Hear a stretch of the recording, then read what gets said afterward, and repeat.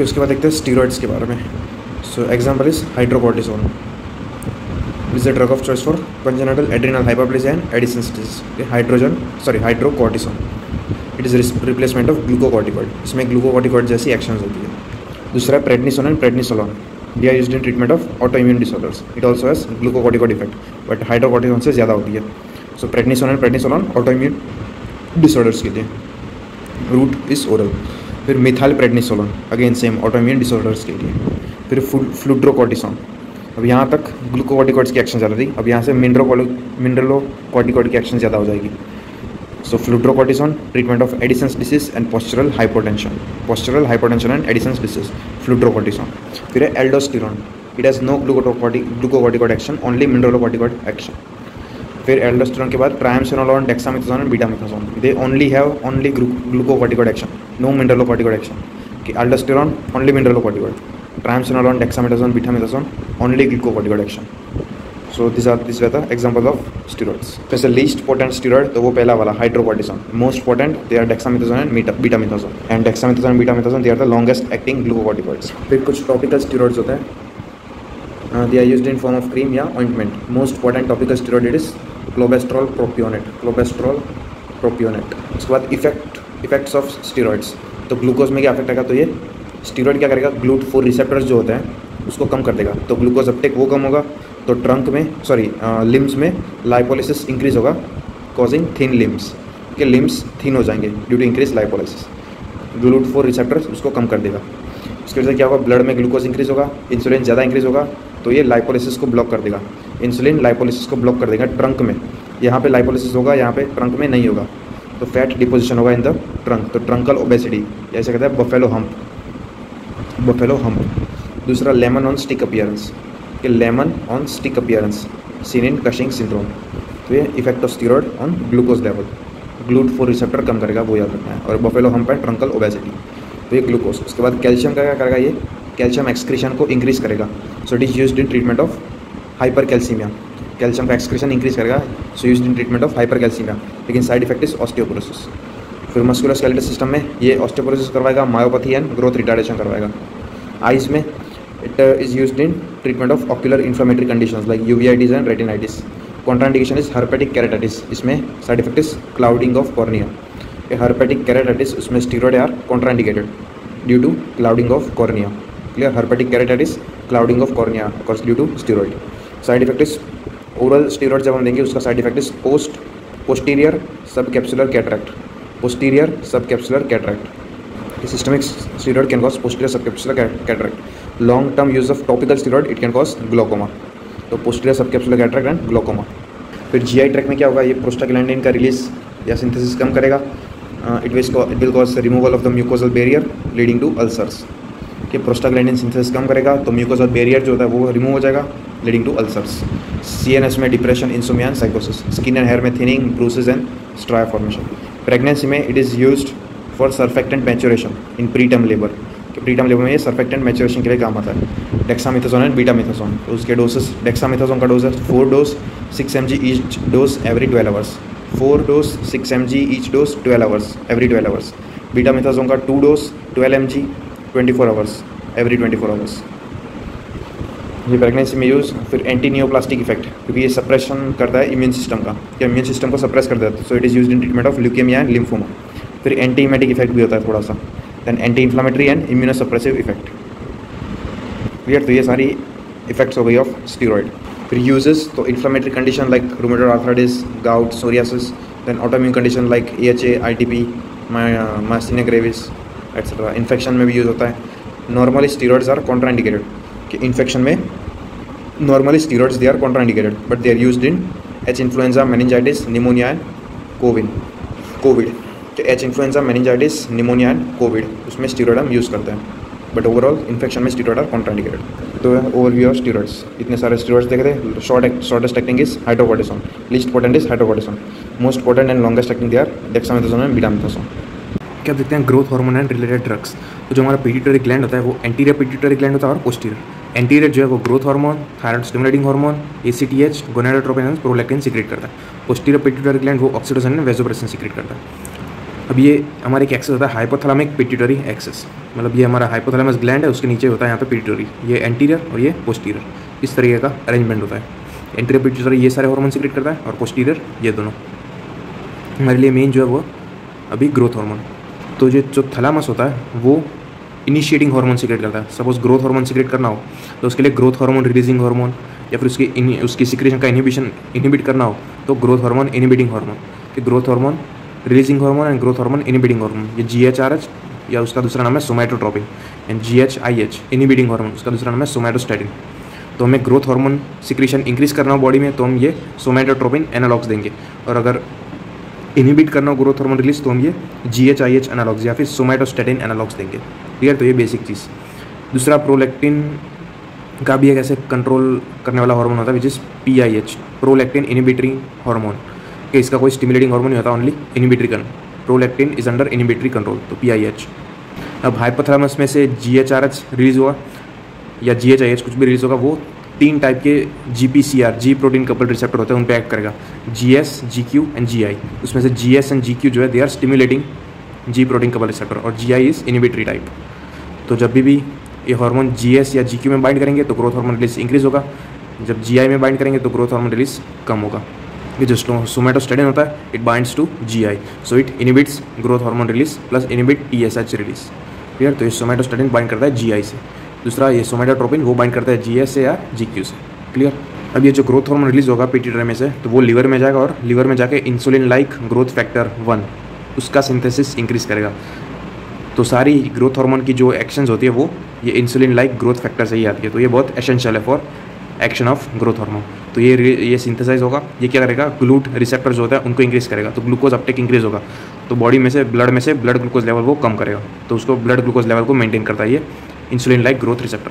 अगर ये IGF level उसका बहुत ज़्यादा हो गया लेवल तो क्या होगा, ग्लूकोज अपटेक बहुत ज़्यादा हो जाएगा, तो इसकी वजह से हाइपोग्लाइसीमिया होगा, ये उसका साइड इफेक्ट है। अगर ज़्यादा IGF हो गया देन हाइपोग्लाइसीमिया होगा। दूसरा फिर ग्रोथ हार्मोन एक तो प्रोटीन सिंथेसिस इंक्रीज करता है, फैट डिपोजिशन कम करता है, ग्लूकोज अपटेक इंक्रीज करता है। क्लियर? तो ये उसका function. IGF-1 it binds to the IGF-1 receptor which is tyrosine kinase receptor which brings out more GLUT4 receptors leading to increase glucose uptake by cell needed for growth। ये clear. इसके बाद dwarfism and acromegaly. Dwarfism में decrease growth hormone, तो हम treatment में क्या देंगे, GHRH analogues, example sermorelin, macimorelin and tesamorelin. Clear? Relin आ रहा है सब। फिर ग्रोथ हार्मोन एनालॉग्स भी देंगे direct, somatrem, somatropin and somapacitan, के सोमाट्रोपिन ये याद रखना इंपॉर्टेंट। दूसरा फिर IGF-1 एनालॉग्स, ये IGF-1 उससे ही एक्शन होती है इसकी, तो वो है मीकासर्मिन इज IGF-1 एनालॉग्स। अब साइड इफेक्ट इसका क्या होगा, हम जब ये सब ड्रग्स देंगे तो साइड इफेक्ट इज हाइपरग्लाइसीमिया, कि ग्रोथ हार्मोन जो है वो ब्लड में ग्लूकोज का लेवल इंक्रीज करता है, डायरेक्टली ये ब्लड ग्लूकोज लेवल इंक्रीज करता है, साइड इफेक्ट होगा हाइपोग्लाइसीमिया। लेकिन अगर IGF-1 एनालॉग बहुत ज़्यादा दे दिया तो साइड इफेक्ट होगा हाइपोग्लाइसीमिया। फिर उसके बाद है एक्रोमेगाली, इसमें ग्रोथ हार्मोन इंक्रीज होता है, तो हम देंगे ग्रोथ हार्मोन रिसेप्टर ब्लॉकर, जो ग्रोथ हार्मोन का जो रिसेप्टर होता है उसको ही ब्लॉक कर देगा ये ड्रग, तो growth hormone receptor blocker like pegvisomant या दूसरा सोमैटोस्टैटिन एनालॉग, कि सोमैटोस्टैटिन वो growth hormone inhibiting hormone release कर रहे हैं, तो सोमैटोस्टैटिन देंगे like octreotide and lanreotide. Clear? Somatostatin analogues, octreotide and lanreotide वो मोस्ट इंपॉर्टेंट। फिर GH रिसेप्टर ब्लॉकर्स, पेग्विसोमाट, इसके बारे में हम डिटेल में बाद में देखते हैं। सोमैटोस्टैटिन एक तो ग्रोथ हार्मोन डिक्रीज करता है, देन इंसुलिन उसको भी डिक्रीज करता है, ग्लूकागॉन को भी डिक्रीज करता है, गैस्ट्रिन को भी डिक्रीज करता है। Somatostatin is a universal inhibitor, मतलब ये सबको इनहिबिट करता है। क्लियर? अब pegvisomant it can cause pituitary adenoma, ये सिंपली क्या करता है, ग्रोथ हार्मोन का जो रिसेप्टर है उसको ब्लॉक कर देता है, लेकिन हाइपोथैलेमस वो तो GHRH रिलीज करता रहेगा to stimulate pituitary to secrete more growth hormone, तो इसकी वजह से पिट्यूटरी एडिनोमा हो सकता है। It can cause pituitary adenoma, it blocks GH receptor in the pituitary leading to increase GHRH release from the hypothalamus. Hypothalamus ज़्यादा GHRH secrete करेगा to stimulate pituitary, ताकि वो ज़्यादा ग्रोथ हार्मोन रिलीज कर सके, लेकिन उसको ग्रोथ हार्मोन रिलीज होगा लेकिन वो ब्लॉक हो जाएगा, उसकी एक्शन ब्लॉक हो जाएगी ड्यू टू पेग्विसोमाट, जो GH रिसेप्टर उसको ब्लॉक कर देता है। इसलिए होपफुली क्लियर हो गया। वो pegvisomant side effect is pituitary adenoma, increase GHRH release and visual problems भी होती है। फिर उसके बाद GHRH analogues, it is a hypothalamic hormone analogue, drugs like sermorelin के टेसामोरेलिन बात जब बता दिया था, used in diagnosis of dwarfism. हम ड्वार्फिज्म में क्या करेंगे, सपोज कोई बच्चा आया, small height, small growth for gestational age, तो उसमें हम ये GHRH एनालॉग्स देंगे, सर्मोरेलिन देंगे। तो अगर ग्रोथ हार्मोन इंक्रीज हुआ then it is indicative of hypothalamic dwarfism, मतलब हाइपोथैलेमस GHRH सीक्रेट नहीं कर रहा। लेकिन अगर no change in the growth hormone then it is indicative of pituitary dwarfism, मतलब हाइपोथैलेमस GHRH तो सीक्रेट कर रहा है लेकिन पिट्यूटरी वो ग्रोथ हार्मोन सीक्रेट नहीं कर रहा। So it is used in diagnosis of dwarfism, type of dwarfism, hypothalamic या पिट्यूटरी ड्वार्फिज्म। फिर है GH एनालॉग्स, यूज इसका है small for gestational age baby, malabsorption seen in short bowel syndrome. फिर GH analogues, somatotropin, इसका side effect is increase risk of colon cancer. Okay, याद रखना है ग्रोथ हार्मोन एनालॉग का side effect is increase risk of colon cancer and AIDS related wasting, decrease length of dwarfism. And side effects of GH analogues, side effects of GH analogue mnemonic is children, side effect and contraindication का mnemonic है children, जिसमें child जो है side effect है और REN वो है contraindication. ये carpal tunnel syndrome, then hyperglycaemia होगा। ओके, ग्रोथ हार्मोन हाइपरग्लाइसीमिया करता है, IGF एनालॉग हाइपोग्लाइसीमिया करता है। Hyperglycaemia then increase intracranial pressure can lead to papilloedema, it is more common in children. Papilloedema, then leukaemia, diabetes mellitus, तो ये side effects हो गए। Contraindication retinopathy, retinopathy से contraindication like diabetic retinopathy, then neoplasia, तो ये side effect and contraindication of GH analogues. Then IGF-1 related drugs used in treatment of dwarfism caused by decrease in IGF-1, then GH receptor mutation and एंटी-GH antibodies. इसके side effect है hypoglycaemia and lipohypertrophy, clear, तो ये इसके side effect. उसके बाद somatostatin analogues, ये क्या करेंगे, ग्रोथ हार्मोन को कम कर देंगे। एग्जांपल ऑक्टेट्राइड, लेंड्रियोट्राइड। इसका यूजेस, उसका निमोनिक है सोमा याद रखना है। पहला तो है secretory diarrhoea, okay, it is a drug of choice for secretory diarrhoea also, secretory diarrhoea. Then O से है ईसोफेजियल वराइसिस, जो सोमैटोस्टैटिन एनालॉग है, they also cause vasoconstriction, so they are useful in oesophageal varices. फिर M से है malignant tumours, कि malignant tumours like glucagonoma, VIPoma, somatostatinoma, कि glucagonoma याद रखना है मोस्ट, उसका ड्रग ऑफ चॉइस है ग्लूकागोनोमा। देन लास्ट में A है acromegaly, this is the drug of choice for acromegaly, clear. ये ऑक्टेट्राइड, लेंड्रियोट्राइड, होपफुली क्लियर हो गया होगा। Other uses insulinoma, acute variceal bleed जो बता दिया। Radio label octreotide use for diagnosis of pituitary adenoma and carcino tumour, carcino tumour में भी use हो सकता है ये, carcino tumour and thyrotroph adenoma. तो ये जो भी बताया वो याद रखना, important uses. Side effect is nausea, vomiting, abdominal pain, gallstones and hypothyroidism. फिर पेगमेसोवेट, उसके बारे में बता दिया, ये GH रिसेप्टर को ब्लॉक कर देता है, तो उसकी वजह से side effect, important side effect is pituitary adenoma. उसके लिए हमें पेशेंट को मॉनिटर करना चाहिए by doing MRI। And pegvisomant is used in treatment of drug resistant acromegaly, drug resistant acromegaly. It is combined with other drugs, कि सिर्फ pegvisomant is combined with other drugs. तो ये थे growth hormone related drugs. Dwarfism के लिए acromegaly के, dwarfism के लिए GHRH analogues, GH analogues and IGF analogues. Acromegaly के लिए somatostatin analogues and GH receptor antagonist. GnRH agonist and antagonist. तो फिजियोलॉजी क्या होती है, तो हाइपोथैलेमस सीक्रेट करता है growth hormone, GnRH, gonadotrophin releasing hormone, क्योंकि हाइपोथैलेमस सीक्रेट करता है GnRH, गोनाडोट्रोफिन रिलीजिंग हार्मोन। ये जाता है पिट्यूटरी में, पिट्यूटरी फिर सीक्रेट करता है LH एंड FSH। अब फंक्शन क्या है LH एंड FSH के, तो मेल में LH क्या करता है, टेस्टोस्टेरोन इंक्रीज करता है, टेस्टोस्टेरोन सिंथेसिस, और FSH क्या करता है, स्पर्मेटोजेनेसिस। क्योंकि मेल में LH testosterone, FSH spermatogenesis. Females में FSH वो ईस्ट्रोजन एंड प्रोजेस्टेरोन सिंथेसिस करवाता है और LH जो है वो ओव्यूलेशन करवाता है, क्लियर फंक्शंस। उसके बाद GnRH एगोनिस्ट, तो अब दो टाइप के GnRH एगोनिस्ट होता है, इंटरमिटेंट डोजिंग या पल्सेटाइल डोजिंग, या फिर कंटिन्यूस। इंटरमिटेंट जिसमें पल्सेटाइल रिलीज होती है GnRH एगोनिस्ट की, और दूसरी कंटिन्यूस डोजिंग जिसमें सस्टेन रिलीज होता है। अब हम GnRH एगोनिस्ट देंगे तो वो क्या करेगा, ये LH FSH सिक्रेशन को इंक्रीज करेगा, लेकिन डोजिंग के हिसाब से डिफरेंट होता है। इंटरमीडिएट या पल्सेटाइल रिलीज में LH FSH इंक्रीज होता है, लेकिन कंटिन्यूस डोजिंग में ये LH FSH वो डिक्रीज होता है अल्टीमेटली। कैसे, जब कंटिन्यूसली हम GnRH एगोनिस्ट देंगे तो इनिशियली तो LH एंड FSH इंक्रीज होगा, लेकिन कंटिन्यूस स्टिमुलेशन के बाद it down regulates the receptor, तो उसकी वजह से LH एंड FSH वो डिक्रीज हो जाएगा। Okay, it will down regulate the receptors, तो इनिशियली वो इंक्रीज होगा, तो सिम्टम्स जो है वो वर्सन होंगे इनिशियली, उसे कहते हैं फ्लेयर अप रिएक्शंस, लेकिन ultimately on continuous stimulation it will down regulate the receptors and ultimately LH and FSH वो डिक्रीज होंगे। तो clear, pulsatile release increase LH FSH, continuous release decrease LH FSH। अब ये intermediate या pulsatile release, उसका usage है anovulation, जब भी हमें ओव्यूलेशन करवाना हो तो anovulation in female and oligospermia in male, ये तो इनफर्टिलिटी की treatment. Anovulation in male, sorry female and ovulation, anovulation in female and oligospermia in male. Then delayed puberty and sexual infantilism, ये 3 याद रखना, delayed puberty, anovulation and oligospermia.